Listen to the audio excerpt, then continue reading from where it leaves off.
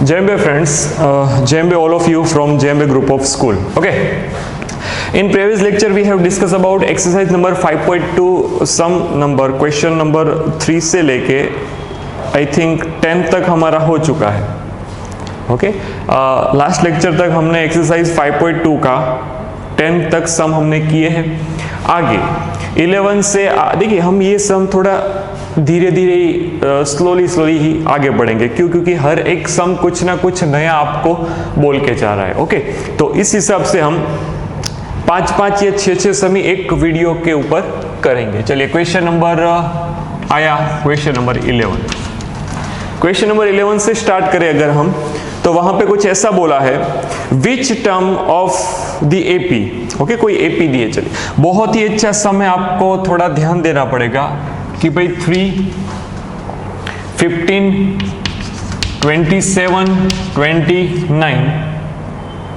Okay ऐसा कोई है 11th ये रहा, हाँ ये 39 है, सॉरी यहाँ पे 39 है. ऐसी कोई एपी है एंड मुझे ऐसा बोला गया है will be which term of AP this will be 132 more then 54th term. मतलब इस एपी की ऐसी कौन सी टर्म होगी जो इसी एपी की 54th टर्म से 132 ज्यादा होगी. सर नहीं समझ में आया. ओके सपोज यहां पे कोई T54 होगा. ओके तो मुझे यहां पे ऐसा बोला गया है फ्रेंड्स कि ये जो एपी है उसके अंदर एक कोई ऐसी टर्म है. यहाँ पे कैसे 39 है, यहाँ पे आगे कोई और होगी, यहाँ पे आगे कोई होगी. इससे ऐसे ही एक कोई टर्म है जो 54th टर्म को 132 ज्यादा है. 54th नंबर की टर्म होगी उससे 132 ज्यादा है. ओके चलिए तो इससे पहले आपको क्या करना पड़ेगा, इससे पहले आपको T54 फाइंड करना पड़ेगा. सर क्यों ये किया? जस्ट बिकॉज अगर आपको ये पता चल जाए कि वो टर्म कौन सी है. देखिए आपको ऐसा बोला है कि मुझे कोई टर्म फाइंड करनी, ये हमारी फाइंडिंग टर्म है. ओके इस एपी की ऐसी टर्म फाइंड करो जो T54 से कितना ज्यादा है, 132 ज्यादा है. तो मैं एक काम करूंगा, मैं पहले T54 फाइंड कर लूं. पहले अगर मैं T54 फाइंड करूंगा फ्रेंड्स, उसके अंदर 132 का ऐड कर दूंगा. ओके तो मुझे यहां पे कोई एक टर्म पर्टिकुलर मिल जाएगी, कोई एक एलिमेंट मिलेगा, फिर उसका मैं n फाइंड कर लूंगा. क्या फाइंड कर लूंगा? n. तो मुझे उस नंबर का टर्म कौन से नंबर के ऊपर है वो मुझे पता चल जाएगा. ओके चलिए हम यही काम करने वाले हैं. कैसे?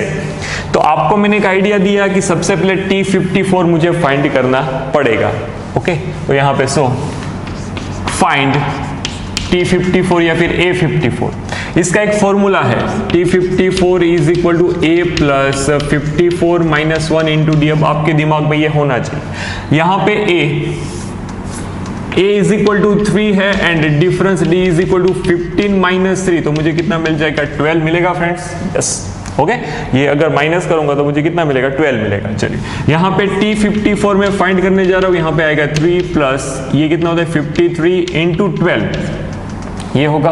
अगर मैं इन दोनों का मल्टीप्लिकेशन करूंगा फ्रेंड्स तो मुझे यहाँ पे 3 प्लस 6 12. चलिए करते 53 इंटू 12, 12 3 जा 36, 12 5 जा 60, 60 प्लस 3 63. तो 6 3 6.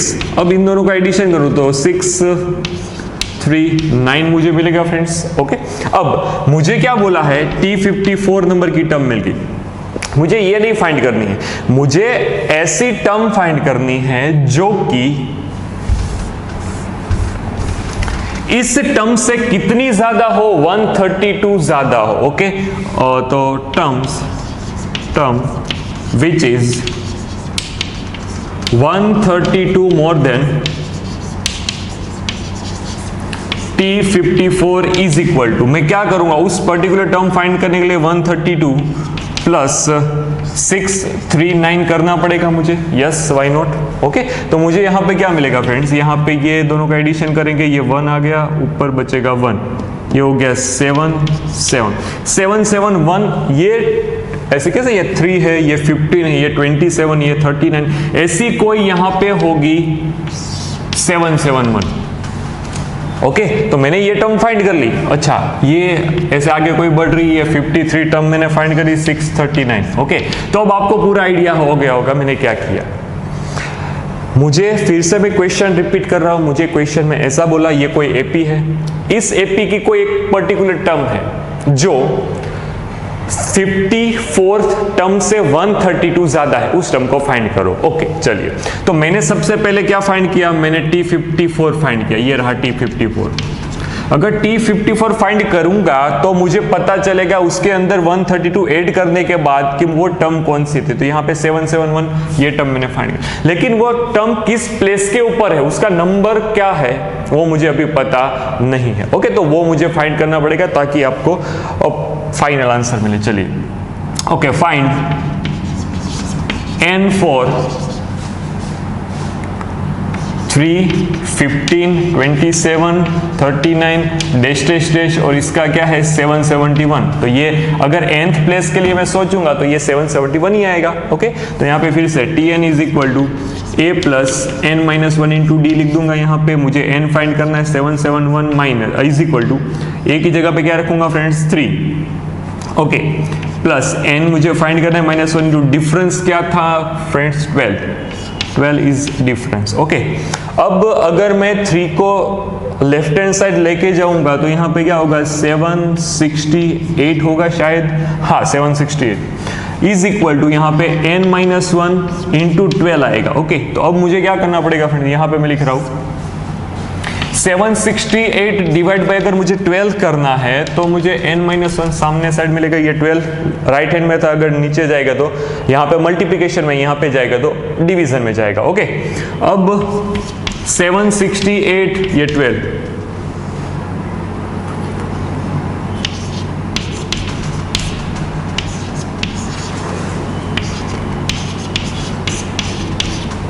मुझे मिला 64 is equal to n minus 1, तो n इज इक्वल टू क्या आ गया 65। तो ये जो टर्म है 771 जो टर्म है वो कौन से नंबर की है, तो 65th नंबर की टर्म है। तो मेरा आंसर क्या आ गया, मुझे question which term of AP this will be 132 more than its 54th term, so T65 is equal to, मैं आंसर लिख रहा हूं यहां पे आंसर के रूप में, T65 is equal to 771 is 132 more than T54। आप देख सकते हो। ओके, अगर मैं इसके अंदर से 132 माइनस करूं तो मुझे T54 का आंसर मिलेगा, ये बात पक्की है। तो चलिए, बहुत ही अच्छा सम था, बहुत ही ऐसा बोल सकते हो आप लोग कि समझने जैसा सम था, मैंने आपको यहाँ पे करके दिया। ओके, नाउ एकदम सिंपल सम था, देखिए एक बार। अब आगे बढ़ते हैं, क्वेश्चन नंबर 11 के बाद मैं आपको क्वेश्चन नंबर 12 के ऊपर लेके जाता हूँ। 12 सम भी थोड़ा सोचने जैसा है। क्वेश्चन नंबर 12 के अंदर मुझे ऐसा बोला है, 2 APs, 2 AP है द सेम कॉमन डिफरेंस, दोनों का कॉमन डिफरेंस क्या है friends, same. Okay, now the difference between there 100th term is 100, मतलब उनका 100 टर्म का मैं अगर डिफरेंस निकालूंगा कैसे। क्वेश्चन नंबर सेकंड से 12, चलिए, सपोज फर्स्ट एपी, ठीक है, पहली वाली एपी जो है वो A1, A2, A3 so on AN है। दूसरी वाली AP, second AP, suppose B1, B2, B3 ऐसे BN तक होगी। ओके, इसका मुझे अगर 100th टर्म फाइंड करना है, मुझे ऐसा बोला है दोनों एपी का कॉमन डिफरेंस, मतलब इसका जो भी D आए वही D इसका है, ये बात हमको क्वेश्चन में बोला गया है। आगे बढ़ते हैं, the difference between their 100 term. Okay, तो यहां पे अगर A100 फाइंड करूंगा is equal to A plus 100 minus 1 into d, तो ये मुझे 100th नंबर की टर्म मिल गई 99, यहाँ पे A1 लिख देता हूँ। ओके, ये फर्स्ट टर्म मैंने A1 लिया। ओके, ये मुझे क्या मिल गया, फर्स्ट एपी के 100th टर्म। अब मैं सेकंड एपी का 100 टर्म फाइंड करूंगा। यहाँ पे मुझे B100 इज इक्वल टू यहाँ पे B1 plus 100 minus 1 into d. तो आप फर्स्ट टर्म को A1 लिख सकते हो, A लिख सकते हो, या फिर T1 लिख सकते हो। ऐसे ही यहाँ पे B1 लिख सकते हो, B लिख सकते हो, या फिर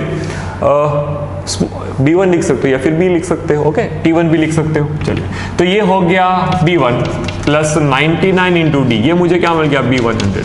अब क्वेश्चन में जो बोला है वो कुछ ऐसा बोला है कि भाई अगर A100 माइनस B100 करूंगा तो इसका आंसर मुझे क्या दिया है? 100 क्वेश्चन में गिवन है। यहाँ पे मैं लिखता हूँ गिवन।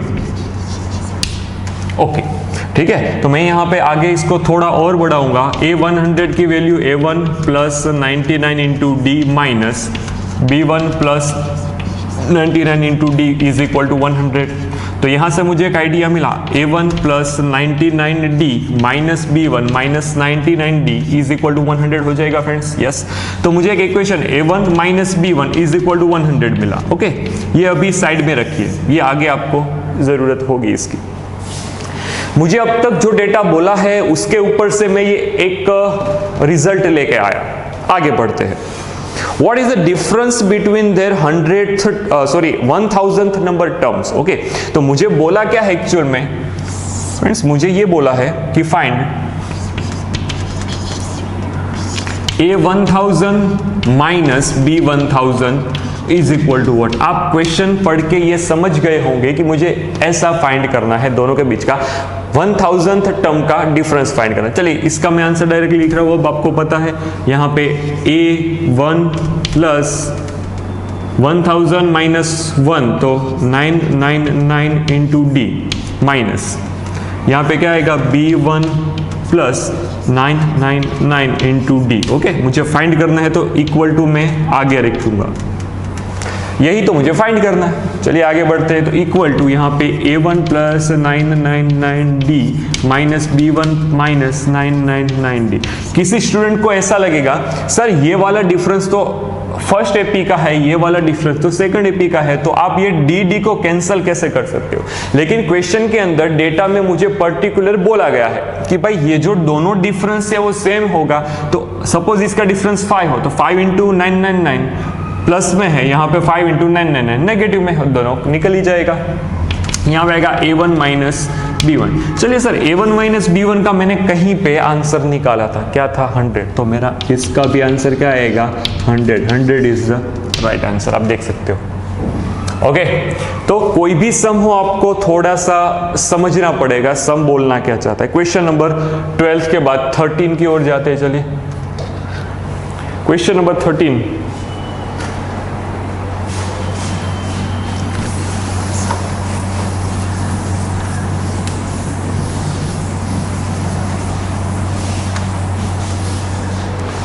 के अंदर हाउ मेनी, मुझे ऐसा बोला how many 3 digits number are divisible by 7। Okay, question अच्छा है।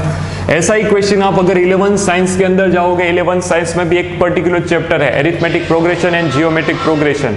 Okay, arithmetic progression, geometric progression, उसके अंदर सेम ऐसे ही क्वेश्चंस कॉन्सेप्ट आते हैं वहां पे। चलिए, how many 3 digit numbers divisible by 7? How many 3 digits number divisible by? ये मैंने क्वेश्चन क्यों लिखा था कि आपको पता चले हम करने क्या वाले हैं। ओके, अगर मैं आपको ऐसा बोलूं कि सर 3 डिजिट का नंबर स्टार्ट कहां से होगा, तो 100 से ही तो स्टार्ट होता है, और 3 डिजिट का नंबर एंड कहां पे होता है, तो 999 पे एंड होता है। तो मुझे इसके बीच में जितने नंबर 7 से डिविजिबल है उन सारे नंबर, मतलब 7 से डिविजिबल कौन कौन से होंगे, ये टोटल नंबर कितने होते हैं वो मुझे फाइंड करना है। ओके, तो 100 तो 7 से डिविजिबल है नहीं, 101 भी नहीं होगा, 102 भी नहीं होगा, 10, मुझे जब तक आइडिया है तब 105। देखो 105 अगर 7 से डिवाइड करो, यहाँ पे बचेगा 3 5, तो 7 5 35। ओके, तो ये क्या हो गया?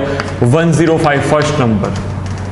ओके, 3 डिजिट का 7 से डिविजिबल हो ऐसा फर्स्ट नंबर कौन सा बन जाएगा? 105। ये आपको दिमाग लगाना पड़ेगा कि सर क्वेश्चन बोलना क्या चाहता है, 100 से बड़ा पहला नंबर 7 से डिविजिबल कौन सा होगा? तो 105। अब इसके अंदर 7 ऐड करोगे तो क्या आएगा? 1112 आएगा। इसके अंदर 7 ऐड किया, इसके अंदर 7 और ऐड किया, 119 आएगा। ऐसे अगर हम 999 से ऊपर का, मतलब 999 से कम ही देखना पड़ेगा क्योंकि ज्यादा तो 4 डिजिट का हो जाएगा। 999 से कम कोई नंबर हम देखना चाहे तो 7 से डिविजिबल कौन सा होगा? 994। आप क्रॉस चेक कर सकते हो फ्रेंड्स, ओके, आप क्रॉस चेक कर सकते हो 994 से और आगे का, मतलब 995 एंड 999 से बीच में कोई भी नंबर ऐसा नहीं होगा कि 7 से डिविजिबल होगा। तो ये मैंने एक एपी आपको बना के दी। आपको ऐसी एपी आनी चाहिए, कैसे बनाएंगे? तो क्वेश्चन में मुझे एपी बना के नहीं दी, सिर्फ एक इंस्ट्रक्शन दी थी, उसके हिसाब से मैंने एक एपी को सेट किया। चलिए आगे बढ़ते हैं। How many 3 digit number? Okay, हो गया वो। अब मैं आपको एक आइडिया दे रहा हूं कि भाई यहाँ पे a इज इक्वल टू 105 लिख सकता हूँ, यहाँ पे difference d is equal to 112 minus 105, तो मुझे कितना मिल जाएगा फ्रेंड्स? ये मुझे मिलेगा 7। ओके, तो यहाँ पे tn is equal to a plus n minus 1 into d का फॉर्मूला मुझे n फाइंड करना है। 994 इज इक्वल टू a मतलब 105 प्लस n मुझे फाइंड करना है, यहाँ पे डिफरेंस आएगा 5। ओके, अब आपको ये सम के अंदर सिर्फ n फाइंड करना है फ्रेंड्स। n आपको क्या मिलेगा? आपको आता है। ओके, कोई भी सम हो, अब बहुत सारे सम की हमने ऐसे प्रैक्टिस की है, तो इसका आंसर आपको होमवर्क में निकाल के रखना होगा। चलिए क्वेश्चन नंबर 13 के बाद क्वेश्चन नंबर 14 के ऊपर जाते हैं। क्वेश्चन नंबर 14 के अंदर मुझे क्या बोला? How many multiple of 4 lies between 10 and 250। Okay, same ऐसा ही concept, multiple of 4 lie between 10 and 250। Okay, 10 and 250 के बीच में आने वाले 4 के मल्टीपल कितने होते, ये मुझे क्वेश्चन पूछा है। तो स्टार्ट कहां से होगा? 12 से। 10 के बाद पहला 4 से डिविजिबल नंबर कौन सा होता है? 12, फिर आएगा 16, ऐसे आगे बढ़ेंगे। तो 250 से जस्ट आगे आने वाला तो 248 शायद से देखते हैं 4। ओके, हो गया ये। तो यहां पे लास्ट में 248 लिखूंगा। ओके, चलिए लिख लिया। अब मुझे क्या बोला है? देखो, इन बिटवीन बोला है, तो 250 से कम होना चाहिए और 10 से बड़ा होना चाहिए। ओके, मुझे यहाँ पे a इज इक्वल टू 12 दिख रहा है, यहाँ पे मुझे difference d is equal to 16 minus 12, तो मुझे क्या दिख रहा है? 4 दिख रहा है। अब tn is equal to a plus n minus 1 into d का मैं फॉर्मूला अप्लाई करूंगा। tn की जगह पे 248 इज इक्वल टू a की जगह पे 12 प्लस n की जगह पे वैल्यू n की, और डिफरेंस क्या आएगा? 4। ओके, 12 को इस साइड ले गया और 248 माइनस 12, ये हो गया n माइनस 1, ये हो गया 4। ओके, अगर मैं सब्ट्रैक्शन करूंगा यहाँ पे आएगा 6, यहाँ पे क्या बचेगा? 3, यहाँ पे बचेगा 2। हाँ, डिवाइड बाय 4 करना is equal to n minus 1 लाना है। ओके, तो मुझे क्वेश्चन नंबर, अगर मैं ये करूंगा तो यहाँ पे मुझे क्या? 236 divide by 4,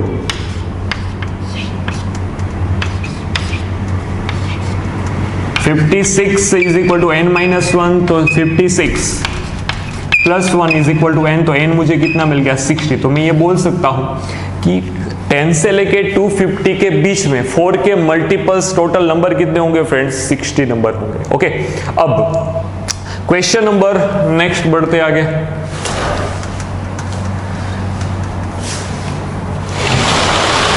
question number 15 question के अंदर मुझे कुछ डेटा ऐसा दिया है।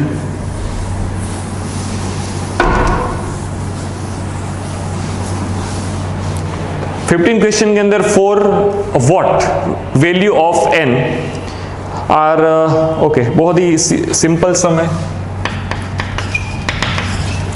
Question number 15, for what value of n are the nth term of दो एपी है, दोनों की एपी की nth टर्म इक्वल होगी, ऐसी कौन सी वैल्यू है n की? 63, 65, 67, ये कोई पहली एपी है, एंड दूसरी एपी कुछ दी है 3, 10, 17, ये कोई दूसरी एपी। ओके, मुझे यहां पे ऐसा बोला nth टर्म दोनों की इक्वल हो, तो पहले मैं फाइंड करूंगा Tn for this AP. Tn is equal to a plus n minus 1 into d. यहाँ पे a है 63, यहाँ पे डिफरेंस d है 2, यहाँ पे a होगा 3, यहाँ पे डिफरेंस d होगा 7। ओके, नाउ ये दोनों की nth टर्म सेम है, तो यहाँ पे Tn is equal to 63 plus n minus 1 into difference क्या आएगा 2। अगर मैं इसको सॉल्व करूंगा 63 प्लस 2n माइनस 2, ये मुझे कितना मिला? 2n प्लस 61, ऐसा मिलेगा Tn। यहाँ पे ये Tn फाइंड करूंगा a plus n minus 1 into difference, ये 3 प्लस n मुझे फाइंड करना है, यहाँ पे d की जगह पे कितना रखूंगा? 7, तो 3 प्लस 7 n माइनस 7, तो ये 7n माइनस क्या हो गया? 4। Okay, nth term of both AP are same, nth term of both AP are same, तो यहाँ पे 2n plus 61 is equal to मुझे कितना करना चाहिए? 7n minus 4। ओके, 2n को राइट हैंड में दो, 4 को लेफ्ट हैंड दो। 65 इज इक्वल टू यहाँ पे मुझे मिलेगा 7n माइनस 2n, मुझे मिल गया 5n, यहाँ पे 65। ओके, तो यहाँ पे अगर मैं इसको कट करना चाहूँ तो n इज इक्वल टू ये 65 डिवाइड में 5 करूंगा 13, तो मुझे डायरेक्टली आंसर क्या मिल गया friends? n is equal to मेरा आंसर आएगा 13। ओके, तो हमने इस लेक्चर के अंदर, इस वीडियो लेक्चर के अंदर पर्टिकुलर 5 सम किए हैं, बहुत ही अच्छी तरह से 5 सम आपको करने हैं। उसका कॉन्सेप्ट आप आगे जहाँ जहाँ एपी में जाओगे कहीं ना कहीं पे ऐसा कॉन्सेप्ट आपको देखने को मिलेगा। Please note it down. जय अम्बे।